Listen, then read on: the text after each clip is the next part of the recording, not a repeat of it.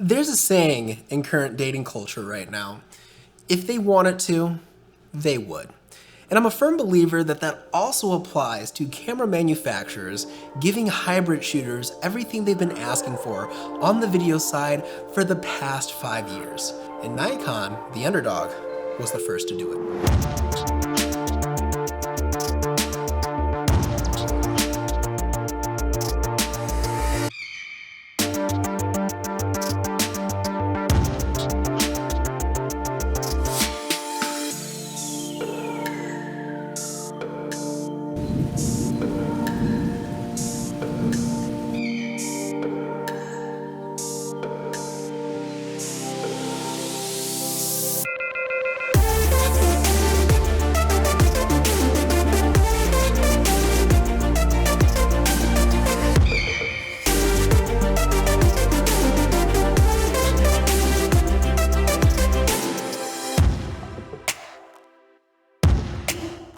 In this video, I am going to be giving you guys my in-depth review of Nikon RAW. This video is designed to be your one-stop shop for everything Nikon RAW, which is why it has been separated into chapters for your convenience. And there's tons of information in here, so feel free to hop around, but make sure you stick around so that you can see not only what Nikon RAW is, but exactly how it performs in every scenario. A couple months ago, Nikon reached out to me and asked me to test out Nikon RAW, their new proprietary RAW format powered by TicoRaw on the Z9. And I was a little shocked because I don't really have a lot of subscribers, but I am a codec nerd. So I took the Nikon Z9 and flew it all across the country. We flew out to Los Angeles testing it out on a professional feature film set to see what it's like in a very controlled environment. Hopped over to Montana to see how it handles the natural beauty and the rugged landscapes and the uncontrolled lighting there, as well as some stress tests that I did back here in my home state of Michigan. And finally, one of the most extreme environments you can be in, a lightning storm during storm chasing. Full transparency, Nikon did not pay me for this review. They simply sent me the camera and specifically requested that this is unbiased. So everything in here has been on my own dime, and these are my full thoughts. And just so you know where I came from, back in 2012, when I started photography and filmmaking, there were really two big boys on the block, Canon and Nikon. But when it came to video, most of the consumers at that time were focusing specifically on Canon DSLRs at the time. Anything you looked up with DSLR filmmaking heavily featured Canon, especially my favorite back in the day, Digital Rev TV, featuring Kai and Locke when they were back there. Rest in peace, that show. But yes, so it's really nice to see how Nikon has really made a complete 360 in being what I consider one of the top contenders when it comes to hybrid shooters who really want quality video. Now let's go ahead and make a transition into the star of the show, TicoRaw. What is TicoRaw? And you may be saying to yourself, well, Sydney, don't a lot of cameras out there right now have the ability to shoot RAW? This isn't the only hybrid body. Well, if you watched my ProRes Raw video, you know that there is a camera company who should not be named Red who created a patent that has stifled RAW video on the market. Now, you may see things like Blackmagic RAW and Canon RAW. However, because of this patent, these RAW formats aren't technically RAW, and it's the way in which the manufacturers got around it. What happens in patented Red Code RAW is simple. It takes that RAW data, uses JPEG 2000 wavelet compression, and then sends it off to a file for the computer or your software to handle all your decisions in post, right? What Red did was simply they patented that and then went after every company who put real RAW in their camera. So the way companies have gotten around that, companies like Blackmagic, Canon, and Sony with their own versions of RAW, they demosaic their RAW image partially in camera and then do some other processing to it so that it's not technically RAW images from the color filter array. So what TicoRaw is and what TicoRaw uses is what I believe they call JPEG XS. It is basically JPEG 2.0 for their compression. And they have basically created a new way with their own technology and patented it to create a new, highly optimized RAW format. They boldly claim that this RAW format creates the most beautiful imagery with the most efficient processing in the world. So basically it takes that color filter array information from the Bayer sensor and puts it into a file with super low bandwidth, super small file sizes, and very great image fidelity, and allows the computer to handle that processing as well. So what you get are smaller file sizes with unlimited, basically, frame rate options and resolution options, as well as up to 16-bit at this time frame. TicoRaw can handle image processing that isn't even created yet. So it's pretty future-proof. What's even more interesting is that TicoRaw has had their hands in every standardized image codec that we have used. From MPEG to anything else you can really think of, TicoRaw has had their hands on it. All of this information is on their website. I have attached all the documentation that you will need to know about TicoRaw, the red patent, and ProRes Raw, which is also available internally on the Nikon Z9, in the description down below, so you can see how each one of these codecs operates. The next infographic that you will see will also be all the different flavors of Nikon RAW, starting at 8K 60 FPS, 4K 120 FPS in full frame, and all of the flavors in between. From my use case on my workstation and editing all the clips that we are about to discuss performance-wise, I did not have any lags or drawbacks. Nothing that was unusual to my work with Cinema DNG, ProRes Raw, or even Red Code Raw, Arri Raw, etc. Sony Raw, Canon Lowlight, it all worked pretty well across the board. With that being said, I was working in a 4K timeline, so if you pop up to an 8K timeline, you're definitely gonna need something a little bit heftier than an RTX 3080. You're gonna need a Quadro card at that point, but if you're in that world of space, I don't really think performance is going to be an issue for you to begin with, because you're gonna have the workstation that handles those timeline resolutions. So we've talked about what TicoRaw is, the innovation it's bringing to the table, bringing the number of true RAW formats from 2 up to 3, and its performance. Let's go ahead and talk about my transparency with testing before we get into the test.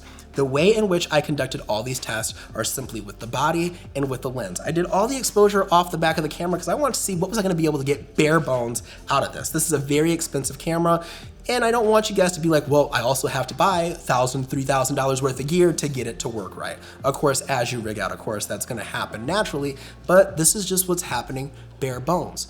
Furthermore, I wanted to create tests that worked in every environment that this camera was created for. And furthermore, what I feel like really the target consumer is going to be using, or the situations rather, that they will be using this camera in. So that is why we have tests in both controlled and uncontrolled environments. And we are going to be starting with my first test, the window test, which is probably the most stressful test I have put any camera through. It's the first test that I put any camera through, and here's why. I love shooting film. And one of the things film does beautifully is just being able to sit a subject near some natural light coming through a window, and the highlights handle well, as well as the entire exposure range of the image. When we switch to a digital world, a world of linear data, that favors shadows so much more. So it's interesting to see how cameras perform when placed next to a window, how much of that window you can hold onto while maintaining enough information in your shadows as well. You're balancing the brightest of brights and the darkest of darks, especially in my situation. So what do we have? We have golden hour light peering through the window, peak golden hour, so a very bright exterior. And my room is painted with Onyx by Benjamin Moore, which has a 2.7 on the paint light reflective index. So it's a pretty dark room. The entire room actually acts like negative fill. In order to stress the camera out even more, I threw a thick layer of haze in the room to add some atmosphere and get some pretty nice light rays in the scene as well, just to add some dimension. So with this window test, that's letting you know what's the one-man band without lights gonna get. The guy who just needs to be able to set up a scene, get in and get out, who may not have time to either bring that or the resources to bring that. So how did the camera perform? Well, in the first image you're looking at here, it's just the raw file imported into the resolve timeline. You can see that we have some window data, but you can also see that it seems like there's absolutely nothing in the shadows. Let's go ahead and convert that into Rec. 709. What are we seeing? Well, again, we're seeing that window is really hot and it still looks uncertain on how much information we're going to be able to pull out of those shadows. So before we introduce nodes, let's go ahead and go into the Camera Raw tab. After a few adjustments in Camera Raw, in this next frame, you will see just how much information we were able to pull out of both the highlights and the shadows in this image. And that is just with the sliders in the Camera Raw tab, working with highlights, shadows, and the exposure tab. Now, the reason why this test is so stressful on a sensor is more so what happens in post-production. When you're working in a situation like this, you have to keep color grading to a minimal, meaning you really have to have your color theory set on set when you're recording instead of trying to bump it in post. However, with this camera, although I had to be conservative with some of my adjustments, I was able to pull a lot more color back with the saturation and color boost tool, which brought life back into my skin tones. After doing that, I simply added a quick curve, bumped up the mid-tone detail, added some halation and film convert at the very end to solidify the look. And I have to say that I'm pretty impressed. Now, for full transparency, I was using a white book, which did push light back into my face, so that did help bring up that level. But I can confidently say, looking at this image, we have detail in my hoodie, we have detail on the matte black wall, and we can even see the dust floating in the air while also keeping the detail outside, which shows that on a hybrid body not built for cinema, how awesome this camera performs. And on that note too, knowing that TicoRaw has kind of had a hand in everything image-wise, it kind of makes sense now why I feel like this camera actually produces better video files than it does stills. I had a lot harder time editing my stills from Montana than the actual video from Montana. So that is the performance you can expect. It only goes up when you add in professional lighting. So let's take a hop from uncontrolled to controlled, fly out to Los Angeles, and see how this camera performed on a professional film set where we shot a feature film promo, which I can't speak about, but here's some of the background of what was going on that day. We had dollies, we had 2 cinema cameras, we had a set of anamorphic lenses that we were working with, and it was an awesome day. So when I got back to my computer, one of the things I did do is I chose not to process this with my film LUT using a Rec. 709 linear conversion since I have the raw data. I chose to just use Nikon log because it does have this film quality. We'll discuss that a little bit more in depth later, but my skin tones just handled a lot better. One of the things I did notice in this situation was this is where I really start to see the noise in the image in the black areas outside of the window test, which was actually performed after this test. This is when I first noticed the noise. And I was able to pull it out with some decent noise reduction. It wasn't anything too heavy. I would say it's a little bit more moderate. And I noticed that the skin tones handled pretty well as well. And so what I appreciated about the camera in this situation is that I was able to leave a lot of those choices again to the post-production process. I didn't have to think about dialing in my color temperature when I'm working with multicolored lights. I was able to do all of that plus my exposure decisions in post. And just having the autofocus available in that raw format was also very handy as well. I did not encounter any overheating issues, which was very nice to say. I was able to really pull out the skin tones here, as you can see too, that in this initial shot, they actually looked a little bit pink, but with just 2 nodes, I was able to pull them back to neutral and push in the color that I wanted for a more authentic representation of what the skin tone should be with that grade. So I just hinted at that linear film look process. Let's go ahead and fly from Los Angeles back to Michigan and talk about the content creator run and gun situation where I shot with this camera on an overcast day. So again, I chose the overcast day at the tulip fields because 1, it was really eliminating the mixed lighting variable, and I was gonna be able to see the real fidelity of color and skin tones on this day with just natural daylight that was pretty evenly lit. And this is where I discovered how much I liked the Nikon log profile to begin with in the Nikon RAW format. The image itself is very organic. It does come out pretty flat overall actually when you convert it to Rec. 709, but with just a few adjustments in the camera raw tab, adjusting your shadows and your highlights and your exposure, it probably took me only 30 seconds to dial in a look like this. And furthermore, having access to the Rec. 2020 color space with the recording options as well really just showed how much color TicoRaw is able to capture. They were not kidding. When I saw these colors, I'm like, these tulips looked like they were dead in real life. And it's not to say that we're gonna push an image so unrealistic, but it's nice to have the ability to do so. So I talked about the organic feel of the image, and this is where I chose to actually color grade all of these images with a conversion in the camera raw tab, starting at Rec. 2020 and setting the gamma to linear, and then using a color space transform, going from Rec. 2020 linear into Rec. 709 Cineon film log. And then in 2 nodes after that, I added a film look and just adjusted the image in that middle node, and I got what actually just felt like a very organic representation of that film stock. I just used a simple free LUT in DaVinci Resolve, and I think this is great for any of the people out there who don't have time to really put in a lot of effort into color grading because you're so focused on pushing out content, but you still want to get a very nice and pleasing image. It may not necessarily be your style, but I think just the Rec. 709 conversion, how quickly that worked out, to just the film look as well, and how I was able to get different looks just by switching the color temperatures around, shows how flexible this codec is. When it gets you where you want to be at the start, and with just a few adjustments, it shows that it's a pretty good codec to work with. So all the tests so far have been in daylight. Let's go ahead and now hop over into one of the most extreme environments, storm chasing. After a long day of storm chasing where I caught this awesome lightning strike and this awesome shelf cloud on the Z9, I captured an amazing light show that Mother Nature bestowed upon me.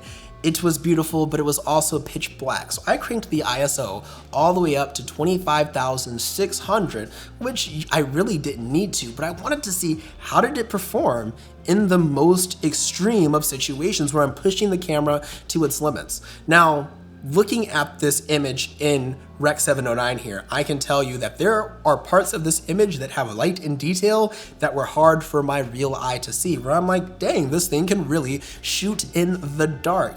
That being said, once I adjusted that back to its proper place, a lot of that noise took care of itself. Now it is still there, but with just a little bit of temporal noise reduction and a little bump on the spatial noise reduction in the chroma side, I was able to eliminate a lot of that noise. And one of the things that really stood out to me is just still how much detail I'm capturing, even to be able to see the raindrops in the image. And it wasn't raining quite that hard, but you do know if you're in the world of cinematography that you need a lot of water coming down to get rain scenes accurate. And so it was just interesting to see that natural rain actually did that itself. That being said, the only drawback, and this has nothing to do with the RAW codec, but it was a drawback, is that if you are a storm chaser who's watching this, unfortunately, the rolling shutter issue still exists on this camera. It's not a global shutter camera. I thought the vibration reduction technology that Nikon has implemented, where it reads out the sensor faster, was going to take care of that, but it did not. So that's only one thing to note. So we've put this camera through its paces so far, but let's fly out to one more place, to the big sky country of Montana, and see how this camera handles in one of the most beautiful places in the United States. The reason why I chose Montana is because when I think of a flagship body like this, the one photographer and filmmaker that hands down comes to mind is going to be your nature photographer and videographer. Furthermore, I also chose a sporting activity out there to document in the beautiful landscapes because it's also built for the sports photographer as well, and somebody who may be capturing sports video. So with that being said, what I appreciate about this test is again how it's still a stress for any modern camera. You know, when you're working out in nature that the elements are completely uncontrolled on a sunny day. And as a matter of fact, it's worse to have a sunny day outside at high noon than it is to have an overcast day. And you can see from these drone clips that we were working with very mixed lighting scenarios. We had clouds in some areas, we had sunshine in others, and then specifically on the ground, we were in the woods. Looking at this clip in Rec. 709, you can see that the image is pretty bright. It looks like we're losing some detail on the arms and that it's gonna be hard to recover. But with just about 6 to 7 nodes and a little work in the camera raw tab, I was able to create not one, but 2 quick looks on the same image that had cinematic qualities, that handled that transition from the bright sunspots to the shadows of the trees with ease. In Montana, this is really where I focused on building out different looks, trying to tell a story that I really felt fit that thunderstormy, overcast, going from overcast to bright skies type of scenario, which is dramatically changing light, being in the woods and being in nature, and then also focusing on just some natural, how did it appear to the eye. And I was able to do all of that with ease. What really impressed me was this shot with the clouds and going into the forest is that these clouds were getting hit with direct sunlight. They are white, and I'm maintaining detail in the shadows of the trees. So it shows that you're still able to get cinematic images even in uncontrolled environments. And the last note that I wanna really tout here is how I was able to reframe this image and track the exact path I wanted it to take in DaVinci Resolve when I didn't get it right the first time, which is so extremely important when working with nature. I would have loved to see a bear in Montana, but I didn't have the lens to get close enough to it in camera. But at least I know I could punch in. So that was awesome. I also don't want to get killed by a bear, so that's why I'm not gonna get too close. So for those uncontrolled environments, 10 out of 10, hands down. It was hard for me to find a situation where this camera didn't perform outside of a couple of the window tests that I did, but that was because I didn't like the color theory overall. So just keep in mind in those tests, you need to make sure that if you're working in that scenario, you have the color theory down to begin with. I was shooting in some pretty uncontrolled lighting scenarios where we had hot spots on the ground in the forest and dark, dense shadows also in the forest in the same frame.